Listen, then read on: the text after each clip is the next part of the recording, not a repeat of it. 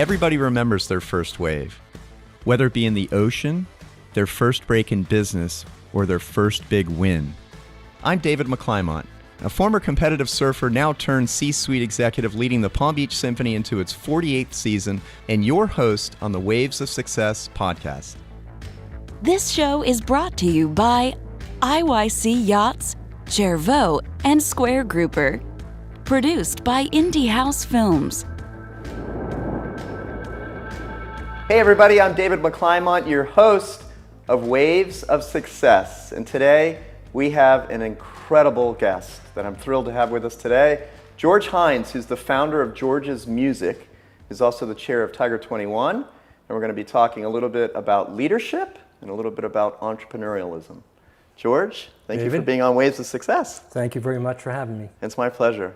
I must say that I am incredibly excited to be with you. You and I had the opportunity, I guess it was about 4 or 5 months ago, right, to have dinner at 1000 North. That's right. And it was almost like atoms colliding. You know, we went into a TED Talk right there on the spot. That's right. Talking about entrepreneurialism, talking about leadership. Share with our audience who you are, what you do, and how you got here. And I know that there's many chapters that we'll dive into, Sure. but just give an overview. Sure. Well, that night, you know, that energy that you bring to the table, it gets spun up when you meet somebody like that, and that's what you did to me. So anyway, so my name is George Hines, and currently I'm the chair of the Tiger 21 Palm Beach group. So most people know what this is all about. It's mostly entrepreneurs, built businesses. In many cases, they sold them, and now they're dealing with the kind of the redefinition of who they are, and what are they going to do to be meaningful and purposeful in the last half of their life. So it's a pretty interesting group of people. We laugh a lot, we talk about incredible ideas, and it's one of those, kind of like when we got together, it's one of those energy givers. So I really enjoyed this part of my life. I've been a member first for 2 years, and I've been chairing, this will be going on my third year of chairing the group. So it's a global organization, 1,200 members globally, very select group of people. It's hard to get in, and it's all by invitation, and just an amazing group of people. So that's my current job, main job, and I love it, absolutely love it. Before that... Prior to that, you had a part-time job. I did. Something to do with music. So I'm the founder of George's Music. When I was in college, I was going to be a teacher, and I was going to be a history teacher. But to pay for college, I was a performer, played 4 nights a week. This was the passion, really loved it, made a lot of money doing it, enough to pay for the college education. And when the teaching I didn't seem to really like it. I didn't like the system at that time. This was late 70s. I decided to follow my passion, which was music. And so I started a one-man operation in 1977. And had a sign in one window that said students want it, so we had a teaching operation. And on the other side, it was teachers want it. And as time went on, I built up the inventory, and then we expanded, and it grew into a fairly large size amount of musical instrument business. And after that... So you said performing. Let me interject for 1 second. Sure. You said performing. What was your instrument? So primarily it was keyboards and guitar. So I would play whatever they needed in the group. And you started in Pennsylvania? I started in Pennsylvania, a little town right outside of Philadelphia in 1977, like 2 months after I graduated college. So... And with the sole premise of teaching lessons to start with? And doing consignment. I just let people bring instruments in they wanted to, you know, sell, and I would then help them sell those instruments. And so it took a while to develop the amount of business, but it was fun, it was exciting. Did whatever I needed to do to make that move forward. So for a long time, I was, you know, growing my business. In the between time, this is part of the story, I decided to start a real estate company. So as I was growing, I was buying the buildings. I eventually bought some shopping centers along the way that I put my stores in. And then I was going to franchise. And instead of franchising, I decided to start a independent music organization called the Alliance of Independent Music Merchants in 1998. So it's basically a consortium of about 200 storefronts across this nation. It'll be a 25th anniversary this year coming up. And we do about 10% of all the music industry retail business. And so it's invitation only, some great independent music retailers, and we go by the moniker AIM, AIMM. Was that intended? Yes. Because I love that. Yeah. In terms of an acronym, that's a great acronym. Yeah, and we really play off of that acronym now. Absolutely. Yeah. It's been really So it's exciting. fascinating. When I sit down and I speak with entrepreneurs, it's interesting to me that they have their hands in a lot of different things. And a That's lot of true. times that's part of the recipe for success. So you start in 1977, you get the store started, then you begin concurrently, I guess, with this real estate business. Right. And then the association. Where were some of the catalysts, if you reflect back, that were the game changers for you to take things to the next level? So the catalyst always seemed to come from avid reading. I'm a big reader, so if I had something I was trying to solve, you can go and talk to people, or you can just look at the experts that are out there that have written books. I would do both, but a lot of reading. I mean, I would take 1 week a year off, and I would take a cruise by myself with somewhere between 10 and 20 books. And that's what I did, day and night. I would read and break out and occasionally do some fun things. And I would come back with so many ideas, it kept me busy for another year. So a lot of that was really the catalyst. Well, So you and I spoke about that at dinner. We're both avid readers, and we love to read really important. different business books. And I agree with that. I think I can reflect back and probably quote 20 different books right now that were influential to me in my journey in leadership. That's right. So it's fascinating that you were doing that. What was the ladder up? You start the music store, teaching lessons. What year was it where you went from sort of teaching lessons to really starting to see traction Yeah, it in took terms about- of selling instruments and establishing yourself? It took 8 years. So 1985, I opened a second location. In Pennsylvania? In Pennsylvania, pretty large, about 45 minutes away from the first. Bought the building. And I actually had a guy teach me how to negotiate, so I learned from him. And so there's a person that helped me along my journey. Still remember his name, still remember what he was all about. Well, we were speaking about that, and we talk about this on the show all the time, Yeah. as people that have influenced us. I've had my mentors and the people that positively influenced me. Talk a little bit about him and how he influenced you at the time with the negotiation. Yeah, so his background was a history teacher like me, and he decided also not to go down that path, and instead he got involved in apartment buildings. And then he bought some commercial buildings, and I met him. He was the owner of the first location that I had. And I used to make him come to get his rent in person so that I could hammer him with a list of questions that I put together between months. Pick his brain? Pick his brain. Yep. And he thought it was funny, so he played along, and I learned a lot. And so I used that knowledge, and then as I went to start doing the real estate thing, I'm a good listener, so I let him give me some good advice. And you make mistakes, but you learn more from the mistakes than sometimes you do from the successes. Speak to that, because that's another interesting thing that we discuss on this show when we sit down with Yeah. entrepreneurs like you. Is I love to use the term failing forward, because I think that you have to be able to take risk. Obviously, you want to try to calculate the risk to minimize your Right. exposure and liability, but you have to fail forward. So share with the audience a little bit of some of the lessons Yeah. that you learned along the way. So that whole concept became really clear when I read, I think it was in that Law of Success book that we talked about. There was a discussion with Thomas Edison about the light bulb. And so, and Thomas Edison's whole thinking was, I had never failed, I just kept figuring new ways of not lighting the bulb. So he tried over 10,000 times before he was successful. Never forgot that. So the idea is, like you said, never go so far that you're going to risk it all. Mm-hmm. But be willing to go out on the ledge, make the mistake, because the mistakes are really the learning tools for figuring out how to really do something. It's much better. And today, it's a lost art, but you need to celebrate, falling down. Mm-hmm. It's a gift. That's why I use the term failing forward, because That's it. you're going to trip forward. It's okay to trip. And if you study a lot of the greatest entrepreneurs, a lot of them will talk about the fact that that was how they got to that level. It was just through experimentation. That's right. Navigating through the labyrinth and realizing that you just had to continue to persevere through the path, that eventually a door was going to open up. That's exactly And it. learning along the way. Really important. Yep. But the other thing is all of us we bring to the table certain strengths God gave us and certain weaknesses.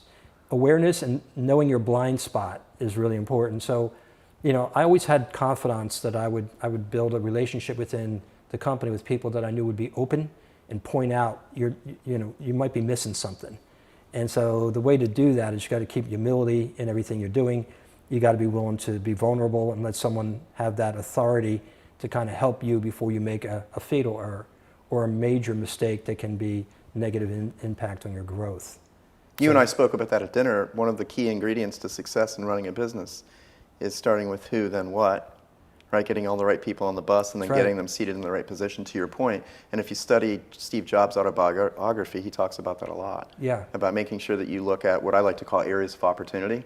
Some people call them weaknesses. I'm sort of the optimist. But to your point, yeah, we're not going to be able to have all the traits and all the skill sets that we need as CEOs and business owners to go out and do it. So we have to surround ourselves with people that will complement us. But then to your point also, which I love, you have to be humble enough to be able to listen when someone's saying to you, hey, there might be danger around the corner. Yeah, and if you make an agreement with someone and give them that authority to do that, then you gave the authority. So you need to bite the tongue and listen to the advice and the observation. That awareness is key. And most entrepreneurs and individuals that are trying something important, they get a little bit tunnel visioned, and they don't necessarily see some of the things going on around them because they're so focused on getting the end game result. And so having that kind of out, if you will, where someone can give you an outside view, keep you moving in the right direction, stop bad things from happening. And by the way, I didn't learn that until I did the first big mistake with a person in the company, and I regretted it my whole life. And when I had the chance to talk to that person and apologize, I did, because I wasn't aware of what I was doing. So you learn from that stuff, and it becomes the most important foundation blocks that you're laying, is those ideas. What would you share with our audience in terms of lessons learned from an entrepreneurial standpoint? So maybe the first thing is listen. Entrepreneurs, we're committed to our thoughts. We believe them. Sometimes, just like Elon Musk, you shouldn't be able to do what he did, but you believe them, and so you make them happen. But the other thing is you tend to sometimes not be listening to things that are going on around you. So that's probably one of the most important things. Is it's great if you can sell your ideas and bring people along to see the vision, but are you able to take a step back and be able to listen to an ulterior, some kind of other way of looking at something, to consider that information so that you don't make a serious error and lose time in achieving your goals. So that's probably one of the number one things is being able to be aware through listening. And the ability to listen is another one of those tough skills for, I think, most people, but certainly for entrepreneurs. Early on in my career, I took a sales training course with Tom Hopkins, who Very at the good time guy. was, Yeah. you know who that is, Yeah, I do. right? The art of master of selling anything. And I vividly remember in that sales training, he said, God gave you 2 ears and 1 mouth, use them in direct proportion. And True. I never forgot him saying it, and in the intonation that he said it, because it's so true in all of our travels throughout business, how important it is to listen. Mm-hmm. The other thing, we were talking about failure forward, is that when you have that occur, you need to be, first of all, you need to be thankful. Most people can't be, but you need to be thankful, because otherwise you keep learning the same lesson. And the other thing is, you need to then document what is to learn. What was the gift of falling? Because there's something there for you. And if you finally figure that out, when the failure occurs, when you stumble, you actually get excited. You don't actually get disappointed.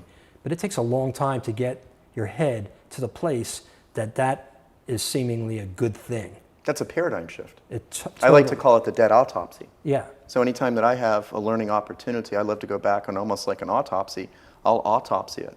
Yeah. And say, what did I learn along the way? Why did this particular initiative die? Right. What is there to learn from it? Yeah. So we can hopefully prevent it again from Exactly. happening in the future. And help others, because once we have learned something, that's part of our responsibility. Yeah. So another thing is, you get into a silo and you get into this whole way of thinking about things and doing things. It's habitual, and so it's just easy for those things to occur. So I go out of my way to change everything, pretty regularly. So like one of the things we do as a company is we'll do something called a circle meeting, typically with leadership. These are short meetings where we're talking about specific things. Our circle meetings, you can imagine most people would always go in the same place. You're not allowed to go in the same place. So we'll actually mix it up. Breaking the habits. Break the habits, Yep. and you're breaking the silo. You're breaking that whole, used to doing it this way, and you're always looking for what's the better way. And then another thing is that once you figure something out, you don't have to just do that. So my concept that I learned over time was where's the leapfrog? All right, great. We came up with this new idea, but I don't want to implement. What's my next step so I can save that next waiting period? And so I take everything that we figured out that's going to be better, and I'm pushing the envelope. What's that next level? So time is of the essence, and if you are looking at things always from, progression is a normal state, so you're moving forward, but can you leapfrog? Can you take it and jump it? If you can take it and jump it, you can really inspire a lot of people because they see what's going on, and then they're part of the whole process of helping you get that jumping to the next level. What was the leapfrog for you? You went from 1 store to 2 stores. There was 8 years that transpired before the 2nd store? Yep. Okay. Then and then what was the next leapfrog? The next 2 years later, I opened the 3rd one, and then I bought a shopping center when I did that one. And then I think within the next couple of years, I opened a couple more. And then the big move was when I ended up going outside of Pennsylvania to Florida. So Was that your next move outside of Pennsylvania? Yeah, it was. Was Florida? Yeah, it was. And it was Orlando? It was. Yeah. And the whole thought was, And was that in downtown at Disney? No, that was actually. It was prior to that? It was. So the idea was, will this work 1,000 miles away?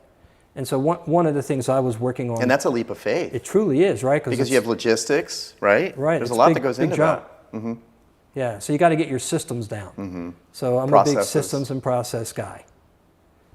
Everything has to have a yin and a yang. So no matter what you're doing, there has to be a checks and balances. And so no matter, in the company, no matter what the positions are, there's always a checks and balances. So we make sure that we can't go off rail. There's always someone else that's looking at that. And in many cases, there's going to be a quarterly review or an annual review from more than a few people just to make sure we're not going in any particular area off the rails. One of the things that I find very fascinating about you as being a very successful entrepreneur is you came from very humble beginnings. Right? We took a tour of this beautiful home that we're in right now, and you showed me some old pictures of your home in Pennsylvania. I think it's interesting. I always talk about Ace Greenberg, who was in charge of Bear Stearns, and he used to say that he had a PSD degree. Poor, smart, and a deep burning desire to succeed. So I hear you talking about all these different things in terms of processes and culture and implementation. You didn't go to Cornell for that, right? Yeah. Was a lot of that from the books that you were reading and investing in yourself? Absolutely. Yeah. Today, the world is at our fingertips. So for the youth, they need to really leverage that. Internet has allowed everyone to have the access to the world's information.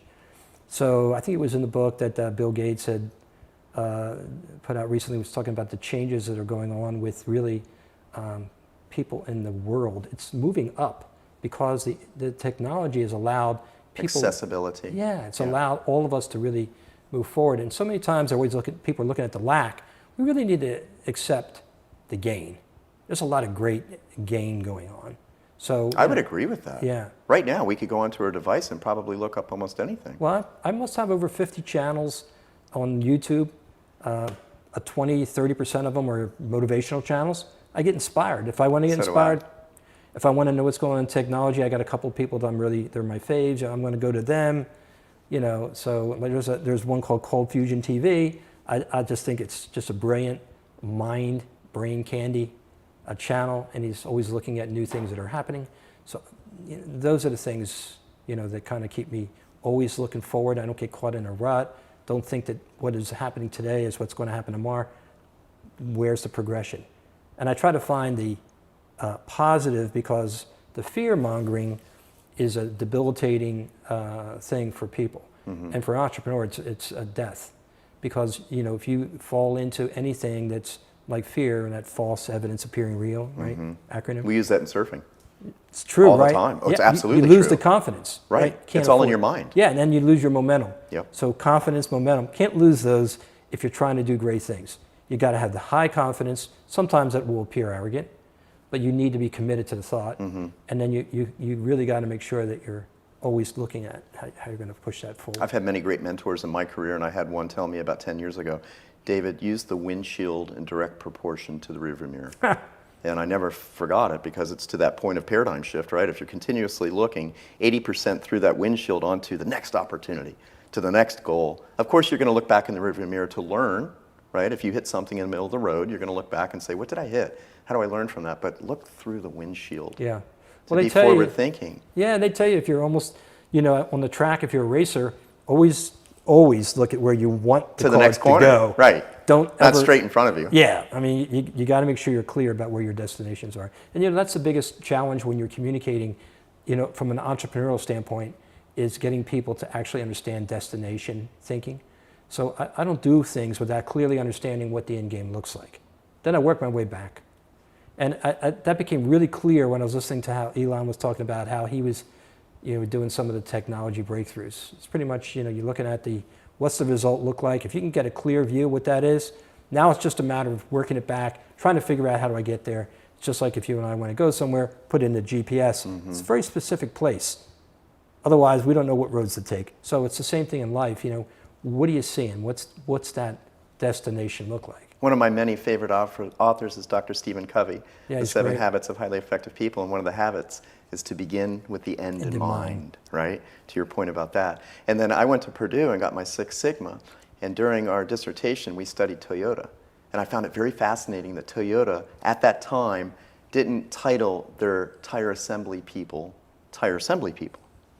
They were titled lifesavers, because Toyota focused on attributes. And the attributes is exactly what you're talking about. It's that process of reverse engineering, going backwards as to what are the benefits of me putting this tire on. I'm saving a life. So once you start to understand the attribute of what you're doing within an organization, it becomes very important. And I know that you did that. Talk a little bit about culture.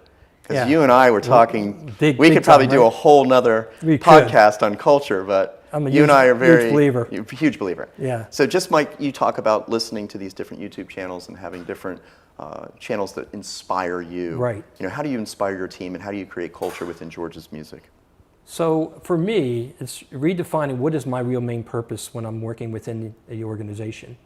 And this is actually true with Tiger 21. It's true with the Alliance of Independent Music Merchants or George's Music. It's about it's creating connection and bringing out the greatness in people.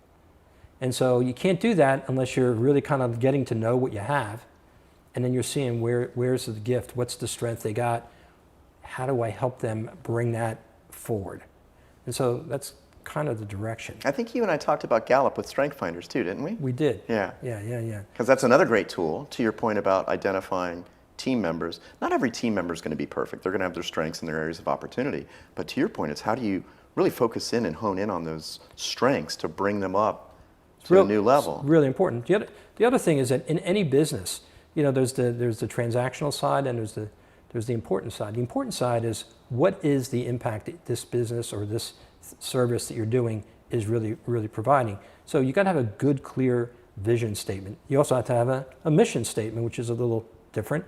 And then you got to make sure that people can see that clearly. And then everything they're doing has meaning. So it doesn't make a difference what the position is. So we're changing lives one musician at a time. We're helping people, this music making is not just selling musical gear. It's a life-changing thing. So we're clear about what that is. To make sure that it's never forgotten, weekly, we get all the documentation of some of the things that are on like the Google reviews, and we're reviewing some of the major things that have happened with our customers that have been life-changing with pictures. And we have over 4,000 Google reviews. It's over 4.9 for the company. It's not easy to do that. But you do that by building on the culture, it's about the customers. It's not about the products. And so how are they able to do what they're trying to do? And how well can we provide that solution for them? Mm-hmm. And it's a driver. I mean, you could come into the company and you now know you're a reason for being there. You're not just working there. Well, it's purpose-driven. Totally. Right? Right. And that's how you build the culture. Well, I think purpose and passion is really important in terms of entrepreneurialism, but then also in our personal lives too. That's right. For us to feel like we're living a fulfilled life, we have to feel like we have purpose and passion. That's true. And it does, you can learn so much on the business side that becomes part of how you run your life. And it's positive. If the culture is based on these kind of principles, it's a positive segue from business to personal. And we think that's an important part of our relationship with our employees. I think it's an important part of my Tiger group. These guys are amazing individuals, but it's really easy sometimes to, especially when you've lost your identity, to redefine that identity in such a way that it's every bit as powerful, if not more so, than when you were building this great business that you sold. And for me, it's like I know that I'm doing something extremely important, and that's what drives me. And maybe the teacher part comes out there, but I mean, I learn from them too. It's not like, but I'm sure it goes both ways. It does, you know. But I'm trying to build that connection so that we're, you know, I have 2 little dogs. I say they're bonded because they are really bonded. I'm looking for bonded kind of relationships in the company. I'm looking for bonded relationships with Tiger 21. I'm trying to create something that goes beyond just an acquaintance, not normal. I want something that's like beyond Synergistic. normal. Yeah. You and I talked about that. 1 + 1 = 5. That's right. Right? The math doesn't make sense. Yeah. And it's fascinating when you find those relationships where you actually raise the bar for each other. Yeah. How many stores now? Well, with I'm George's? selling off stuff, so I'm down now to 6. Okay, and how many did you have at the height? Probably twice that. Okay. Yeah. And how many employees at the height? At the height, a little over 100. Incredible. Yeah. And I remember you and I talking about you had incredible tenure. Yeah. Didn't and you still have employees to this day. still to this Yeah, day? so most People of that the had been there for 10 long years, time. 15, 20 years. I got a couple of people over 30 years. So. And I bring that up because that speaks to culture. Yeah. And that speaks to the type of leadership you're providing to the rest of the team, and then it cascades down. It's all documented. It's not just talk. Yep. So when someone comes in, the first thing we spend our time on is that. We use an inverted pyramid management style. You and I talked about Yeah, that. so- Remember at dinner when I said that to That's you right. and your eyes lit up? That's right. Wait a second. He Yeah. knows But what not that everybody- inverted triangle is? Not everybody knows. So that, They, you know, they don't. And they don't realize the power in it. I talk Mm-hmm. about it all the time, and I think I probably talk about it to ad nauseum, but there is a power in inverting it. Huge. Because if I, as CEO of Palm Beach Symphony, am trying to drive all the decision and I think I know it all, then I'm never listening to all the people down on the bottom that are really the smartest people. They're the ones that They're the have all ones the we're answers. They're in serving. their trenches. That's They're right. the ones that we're serving. Yeah. That then serve our customers and That's right. patrons and donors. That's right. Right. It's a servant mentality with the inverted pyramid. And I read that first in the Nordstrom Way. It was a book. You may have read that book. I did too. read the book. Yeah. Yeah. I'm like, oh, this is good. One of my favorite books. Yeah. Do you remember the part where he talks about them taking the tires back?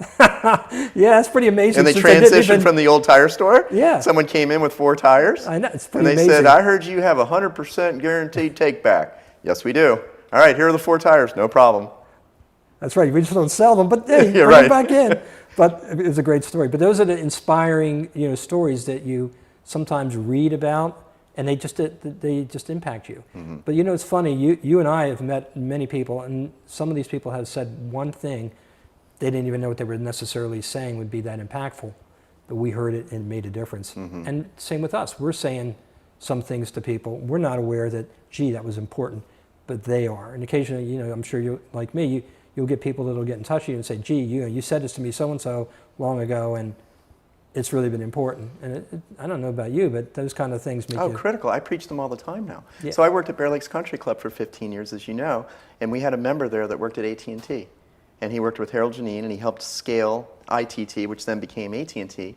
And he used to say to me every day, and I used to question why he would say it to me every day, David, your life and your success is going to be predicated off of 2 principles, critical few and trivial many. Your true success will be defined on your ability to distinguish the 2. He would say it on a loop. And here I am all these years later saying it. It's pretty profound, Because actually. it's pretty profound. And his point was, Yeah. if you're a paramedic and you show up to the scene of an accident on I-95 and there are bodies everywhere, who are you taking care of first? And it really does apply both in our personal and professional careers. So I love what you said about remembering those people that planted seeds on us. And I know you're planting many, many seeds. Who are the people that have inspired you? Whether it be family, whether it be people you worked with and motivated you. So the role models. family side, it's interesting because we don't have a really super tight family. We're very different. My father was very funny, and so he really, and I was always serious. So when I was young and I was dating, my big concern was that my girlfriends were going to like him more because he was so darn funny. So I learned to lighten up over time because I realized that's an important part of life. It's just not all, rocket science. Sometimes it's, you got to take a step back and understanding what this is all about. It's connectivity. It's, being aware of what's going on around you and keep a little bit of balance. I think we talked about once before. So I would say he was an influencer for sure. He was the entrepreneur, you said? He was entrepreneurial. Or more entrepreneurial Yeah, he was definitely in more mindset? entrepreneurial, yeah. And your mom was more conservative? Yeah, she was like, don't do it. That's a good balance. And my dad's like, Launch the rocket. Yeah. It was just music, and everyone in my family went to college. They were either, going into accounting or law or something like that. I'm going into music. So my grandmother was disappointed. My mother was disappointed. And meanwhile, it was the best thing that could have happened. Were they all able to see how it turned out? Yeah, I think. For the most part? For the most part. Yeah, that's great. But I didn't really push it. If they saw it, they saw it, but I didn't really, I was doing what I enjoyed. I got up every morning. I just loved it. It was very successful. I'm very careful with money, so I was able to accumulate and not try to live beyond my means. Talk a little bit about that, and I don't mean personally, but I mean from an entrepreneurial standpoint, because I think that's fascinating. There's also a juxtaposition between being entrepreneurial, i.e. Elon Musk, selling PayPal and taking all the money and putting it into whatever it was, Tesla, I think was his next. It was a big one of the dice. Right? However, there also is something to be said about being a little conservative. Share with our audience a little bit about some of the business principles you've gained over time that you think are important to create that airplane of one wing is sort of entrepreneurialism, launch the rocket, the other is let's be a little bit Warren Buffett-like and be conservative. Well, it goes back a little bit to what we originally talked about what's the risk reward. So you try not to put it in a position where you're going to lose it all. So I've always been kind of creative about trying to be committed to my thought, but not put myself in a position where it would throw me way back. Now that being said, I know entrepreneurs where they, and Elon might have been one of them. He really was rolling that dice. I like to roll the dice, but if it all goes wrong, I still can roll again. And so I've been really careful about always have a budgeting, always live beneath my means. I've never found money doesn't make you happier. You make you happier. And then the money can be positively used. And it doesn't make you unhappy unless you let it.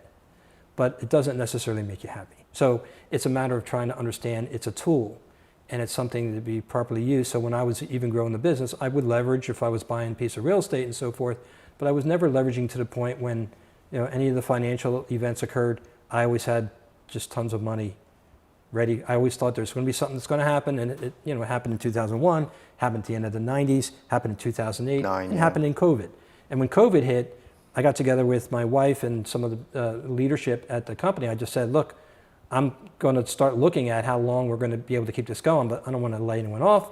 I don't want anyone to take pay cuts. I know we're not operating because we're not allowed to, but keeping the team intact. So we started doing Zoom meetings within days of that happening, and we just took care of whatever the averages were, just kept them all employed.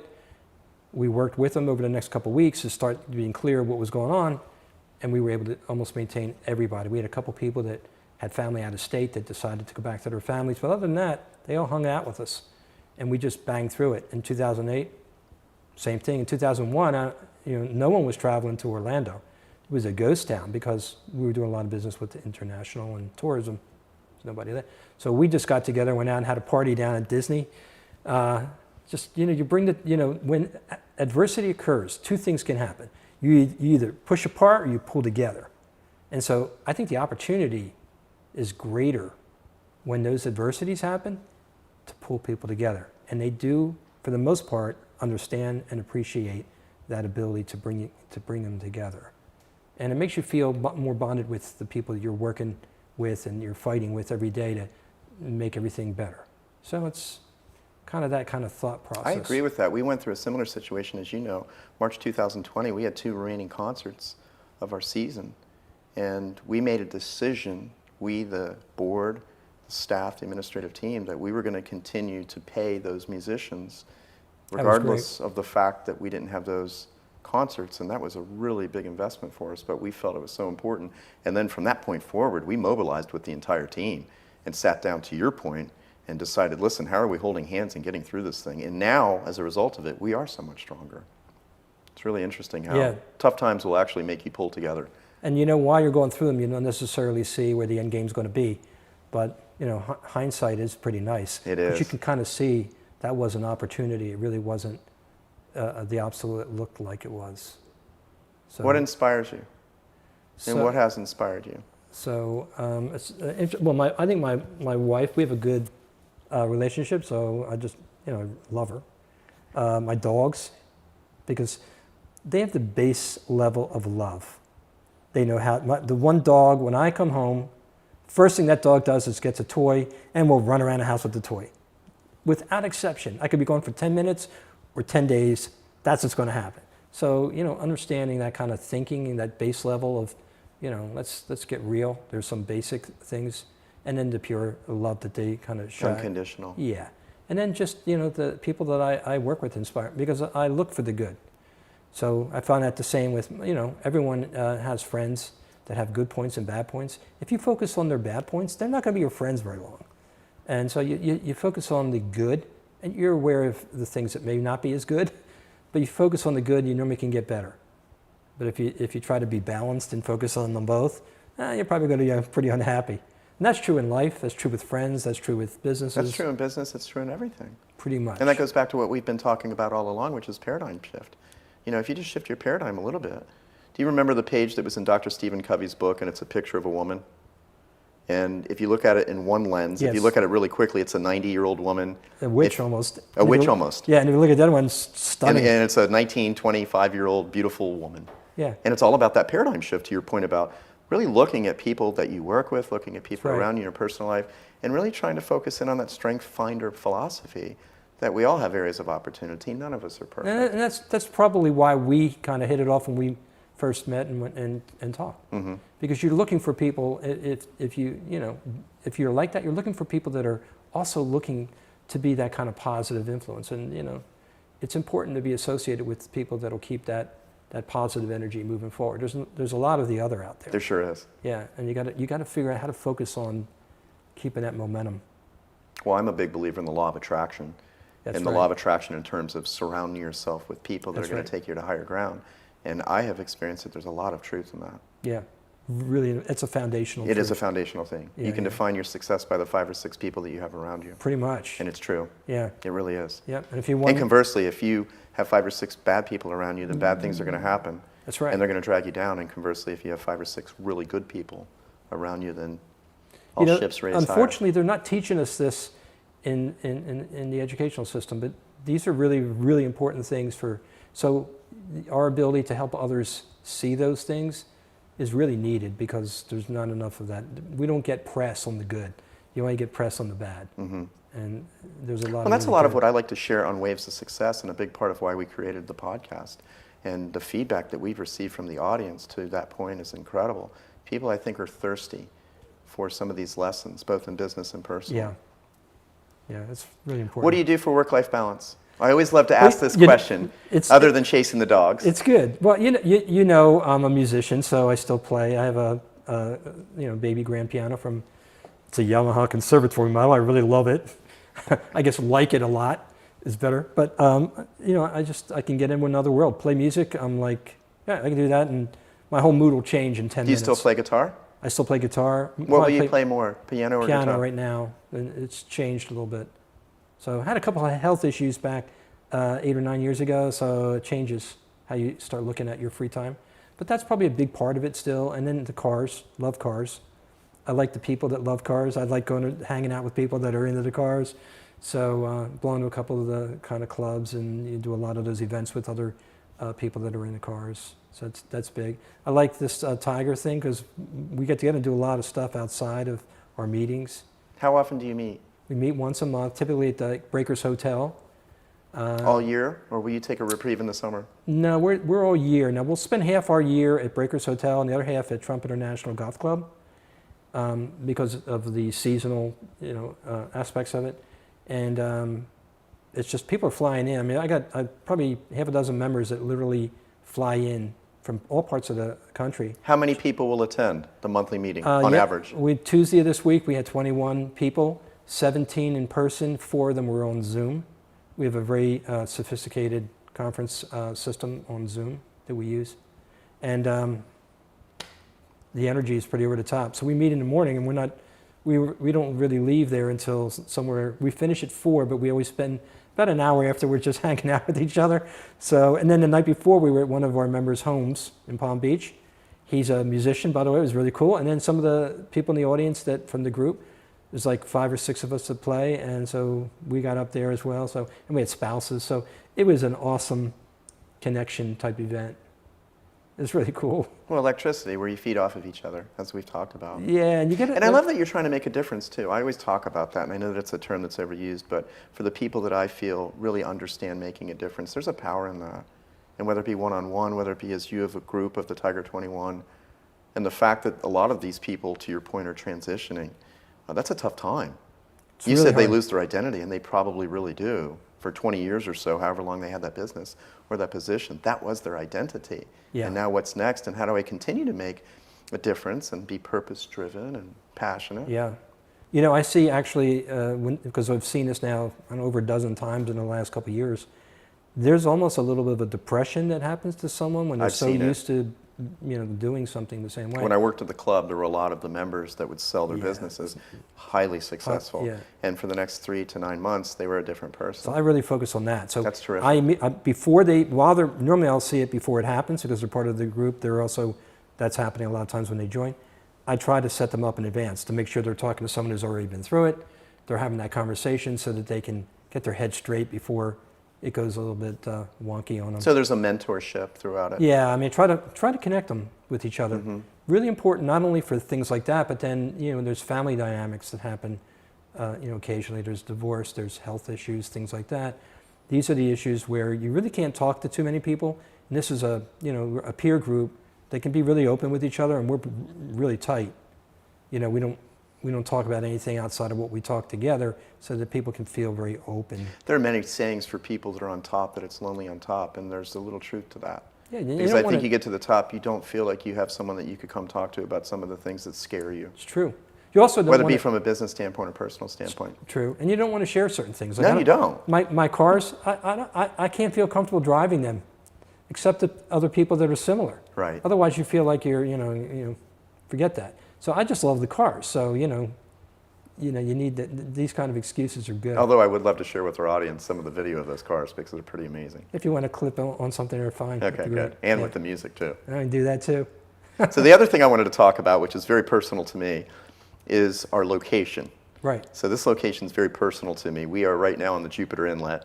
I spent There it is. my entire life surfing directly behind us, snorkeling at Du Bois Park, going there on field trips as a kid. When we think about work-life balance, this has to be a pretty special place for you. This is it for me. This is my final pick. And quite honestly, I kept an eye on it. I've been in the neighborhood here since 2001, so over 20 years.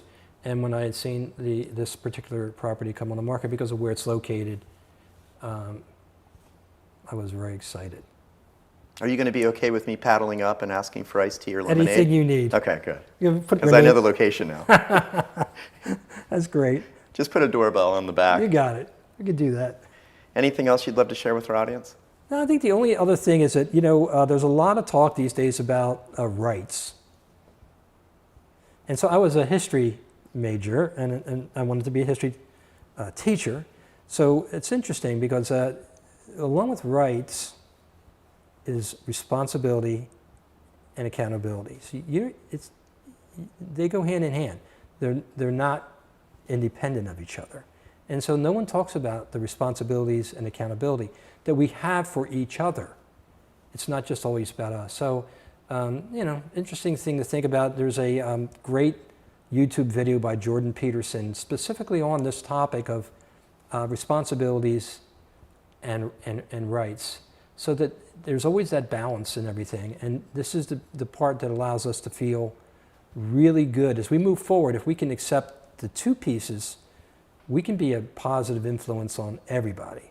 But if we just want one side and not willing to take what goes along with it, it becomes kind of like that positive, negative energy thing. It becomes something new. So I'm spending a little bit of time as I'm looking at my philanthropy. How do I help with the whole idea of what people are thinking about out there to understand we're responsible.